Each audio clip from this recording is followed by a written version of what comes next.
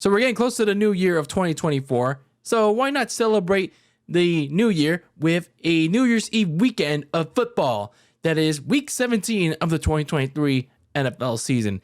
We're in the second to last week of this really kind of, I don't know what you could describe this NFL season. I'd say it's a very, very interesting one.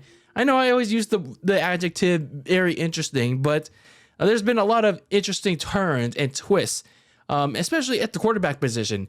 It's been a strange year at the game's most important position. But here we are, nonetheless, at the second to final week of the NFL regular season, and we're getting down to the wire. We're closing in on who's going to be making the big dance in January. And, well, we figured out who one of those other teams that are going to be making the big dance as we now talk about the games that are to come this weekend. And it already started with Thursday Night Football, only on Amazon Prime Video. The final game that is only on Amazon Prime Video for the 2023 regular season, as Joe Flacco and the Browns put up a scoring flurry in the first half before their defense had to close it out in the other half on the other side, as the Browns claimed their ticket to the big dance in January for just the second time in 21 years, as they kept repeatedly mentioning.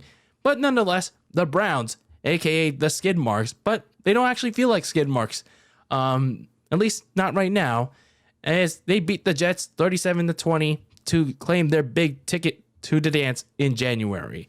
So, yeah, congratulations to the Browns, I suppose, despite all the weird stuff that happened to them this season. So now let's get into the actual games that are to be talked about, and we have to preview. And that starts with a special Saturday edition of Monday Night Football, which is the final Monday Night Football game of the regular season, even though it's technically on a Saturday. But nonetheless, we have the Detroit Lions at 11-4, coming off their NFC North title, their first one in ever, and their first division title in over 30 years, taking on the 10-5 Dallas Cowboys. So the Cowboys coming off a very bad 2-game road trip that cost them very big in trying to stay in contention for the NFC East division. So they better need to win this game against the Lions if they want to stay afloat in a division race against the Eagles, who all they need is just a win to win the NFC East. So Dallas, you kind of screwed yourselves on that 2-game road trip with your struggles on the road. So for the Lions, I mean, basically you are still in contention for the top seed, but anything can happen, but we'll see. These next 2 games are kind of like your warm-up for what is to come in the playoffs. So I'm going to go with the Cowboys in this game. They've been really good at home, but man, you really got to figure out how to fix your road woes, especially with your next game, your last game coming up in Washington. That could maybe be serving of help for you, Dallas. I don't know. Then we have the New Year's Eve slate on Sunday, starting with the early morning portion, as we have a very big game in the early window as the Miami Dolphins at 11-4 taking on the 12-3 Baltimore Ravens. Both of these teams coming off big wins to up their standings in terms of the number 1 seed in the AFC. The Dolphins beating the Cowboys. The Ravens taking down my San Francisco 49ers in that Christmas night matchup. And this is going to be a big battle. This is going to be a big matchup that decides the AFC's top seed. Getting that home field advantage is going to be important for both of these teams.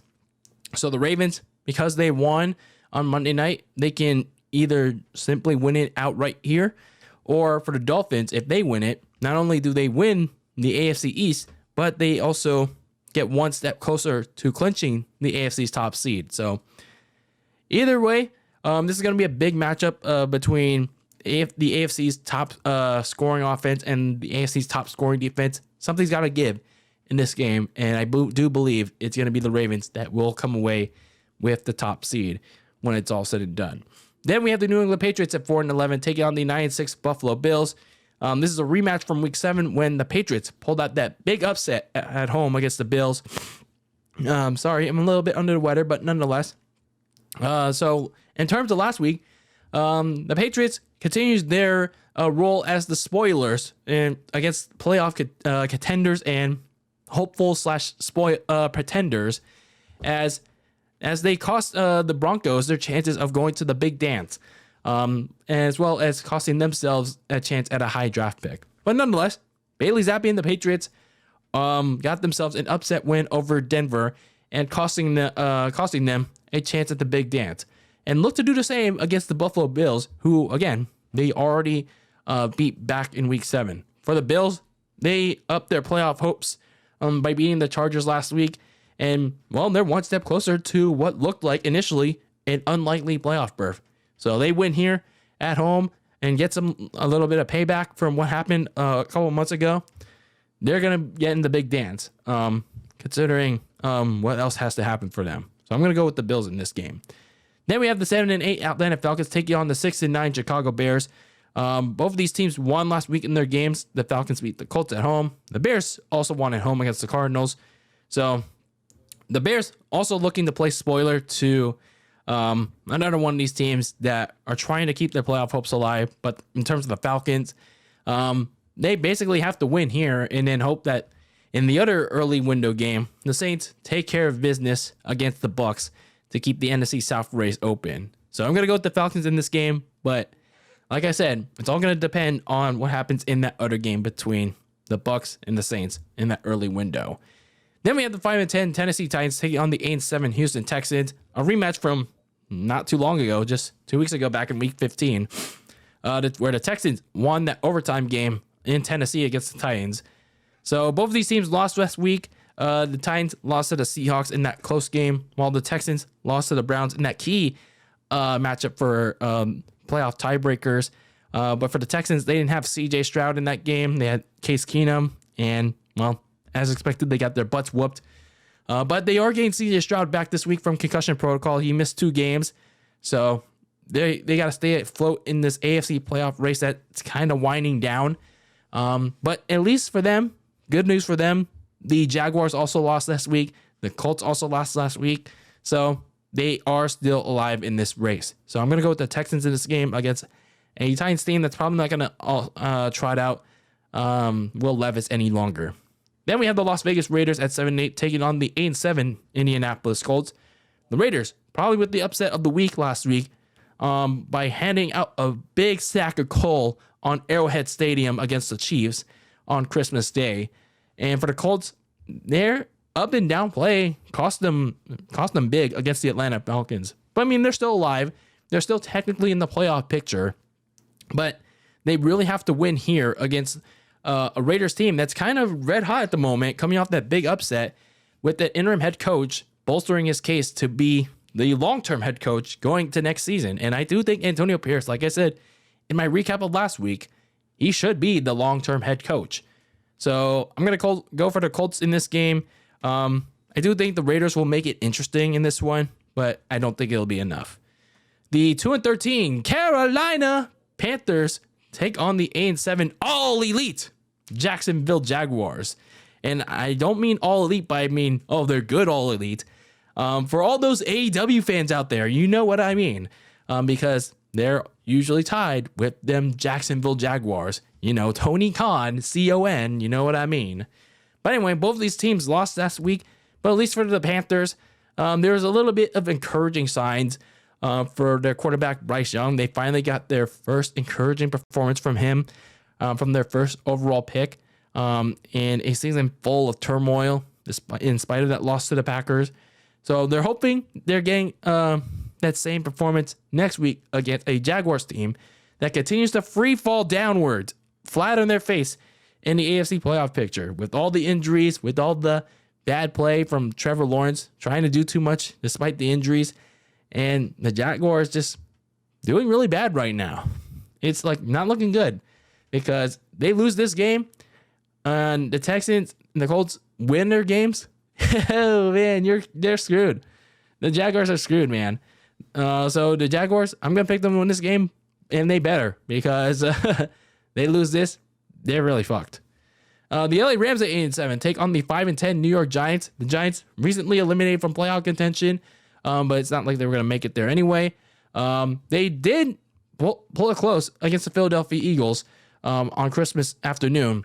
That was because they benched Tommy DeVito. The Tommy DeVito Cinderella run was over, so They put in Tyrod Taylor, and right away, they made things very tense, very sweaty for the Philadelphia Eagles, but unfortunately just couldn't close the gap. So Brian Daboll rewarded Tyrod Taylor by having him start for the final 2 games of the season, including this one against the Rams. Speaking of the Rams, they're one step closer to clinching a playoff berth this week if they win this game against the Giants, and then hope later on in the day, the Seahawks fall to the Pittsburgh Steelers. So I'm going with the Rams in this game. I mean, obviously, because, well, I mean, look at the Giants. I mean, there's not much left them in the tank, but hey, if they did something, they pulled a magic trick out of the ass against Philadelphia, well, anything can happen here. Then we have the Arizona Cardinals at 3-12, taking on the 11-4 Philadelphia Eagles. Former defensive coordinator and now head coach of Arizona, Jonathan Gannon, returns to Philadelphia, who could kind of make things interesting against his former team. You know, then yeah, they really suck, but he knows this team. He knows this team very well. So Arizona lost kind of meh game against the Bears as expected, and the Eagles barely squeaked by the Giants.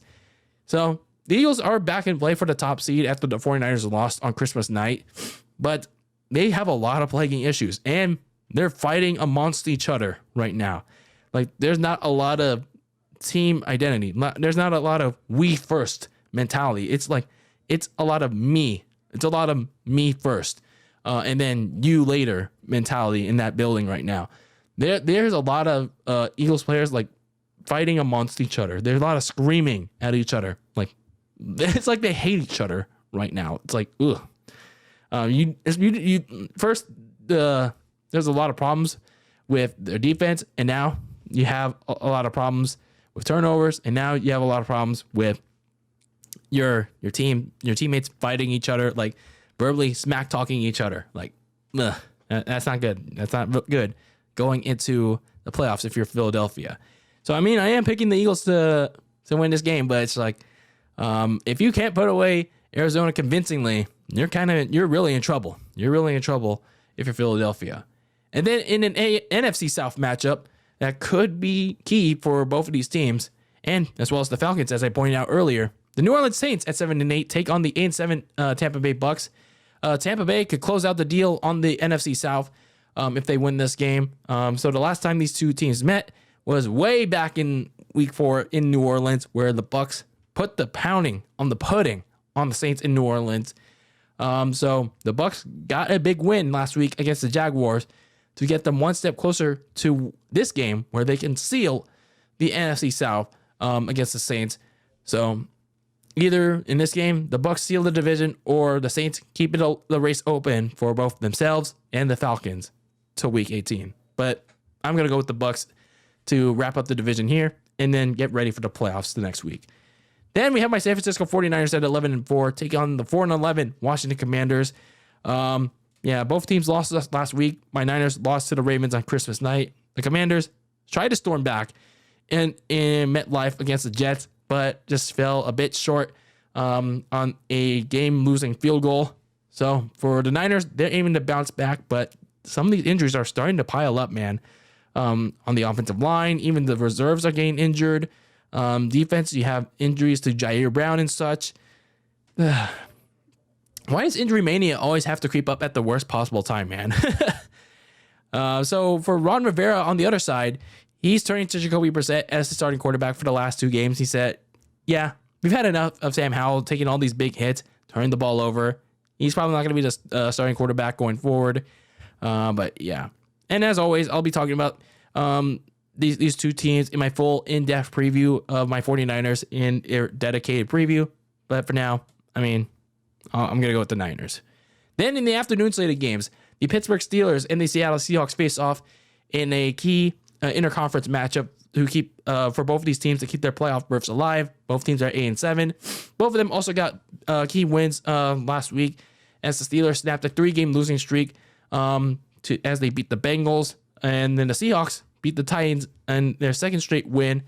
So Mason Rudolph is going to get the call under center once again after he went off on the Cincinnati Bengals. He did pretty well for himself in that game on Saturday night, and well, he gets rewarded with another start, despite Kenny Pickett slowly coming back healthy. And, well, with the season on the line, he gets a call to go up to Seattle and try to keep their hopes alive. Meanwhile, for the Seahawks, sure, they won. Geno Smith is back, but it's like, damn. It's like these on and off drives where they can't score. It's like, I can see something that could undercut their chances at a playoff berth. So they better find a way to score at home against a Steelers defense that's still pretty good. If they don't, they're in trouble. So I'm going to go with the Steelers in this game. So a team that doesn't really have a lot of thing going for it, and a team that seemed like it has playoff hopes, but now it certainly doesn't.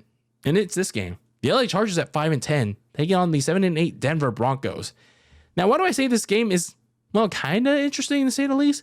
Well, these two teams last met back in LA. The Broncos beat the Chargers 24-7 back in week 14. That was also the game where Justin Herbert was lost for the season with the broken finger. But the reason why this game is so interesting is because, well, days before, it turns out that the Broncos are going to bench Russell Wilson for financial reasons. And those financial reasons being, well, they're going to try to preserve, I think it's like a $30 million cap hit for like injury protection or something like that. And there's other reports going out that they're going to cut him. They're going to cut him in March. It's like, oh, okay then. So it's basically a Derek Carr situation from last year. And now it's carried over to Denver. Carried over to the Mile High. Oh boy. Oh man, this situation is just, it's bad. It is very bad. Like, if this is really the end of the Russell Wilson era, the error in Denver, well, I guess we could say that this was not what they wanted to cook after all.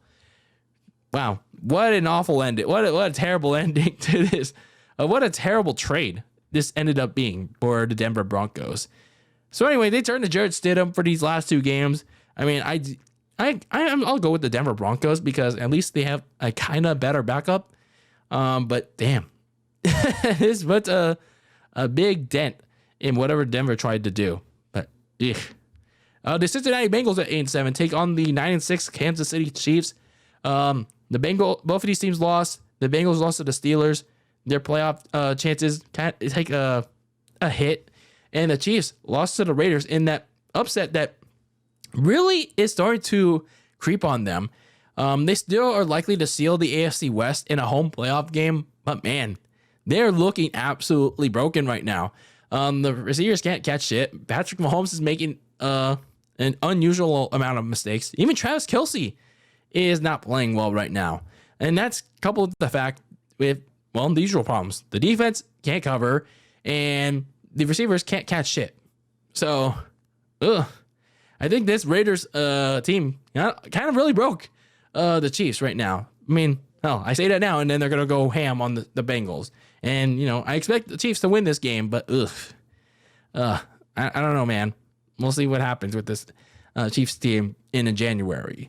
But for Jake Browning, the Bengals, they're probably going to get eliminated sometime soon because their current deficiencies are really catching up to them. Then we have the Sunday Night Football game to close out 2023 as the Green Bay Packers and the Minnesota Vikings face off in an NFC North battle that's probably going to decide who goes home and who at least stays for one more week in the playoff picture. So these two teams met back in Green Bay in week 8. The Vikings beat the Packers, but it was a costly win for them because that was the game where the Vikings season completely took a turn. That was because Kirk Cousins injured his Achilles, he tore his Achilles, and he was gone for the season. And that's when the quarterback carousel began for them. So here they are, once again, making a quarterback change. They're turning back to the guy that originally was going to get things started for them back in week 9, but he got injured, and that guy's name is back. It is Jaren Hall, the rookie, rookie late rounder in Jaren Hall. So he's going to get this call in this very key Sunday night matchup, a very big spot for him. Meanwhile, for this Packers team, their defense is really falling apart. They're really giving up a lot of plays. at the worst imaginable time. Defensive coordinator Joe Barry is facing a lot of heavy scrutiny, not just from the Packers fan base, but from pretty much all facets of life in the sports media. And, well, it's not getting any better because they suspended their top corner in Jair Alexander for something that happened during the pregame kickoff. Like, ugh, man, like, what'd you do, man? What the hell did you do? So either way, I mean, the Packers are probably going to win this game because they have the slightly better quarterback. I mean, the Vikings are turning to their technically second quarterback of the season because Jaren Hall was supposed to be that second guy, but he got injured. So I'm going to go with the Packers to win this de facto win or go home game on a Sunday night. So, I mean, the Packers will stay alive for at least one more week in the playoff race. So anyway, that is my preview. That is my picks for week number 17 of the 2023 NFL season. And, well, Happy New Year. And this weekend, we're going to have a New Year's revolution, New Year's smashing of a good time with these NFL games, at least for some of these teams. And, well, let's hope your team gets a win going into the new year of 2024. Anyway, let me know your thoughts on these games. Let me know your preview, your picks for all these games in the comments below, as well as your team. And as always, keep that lasagna very cold in the fridge with your takes on the world of sports. See you on the other side of 2024, going into the new year. And until the next one, peace out.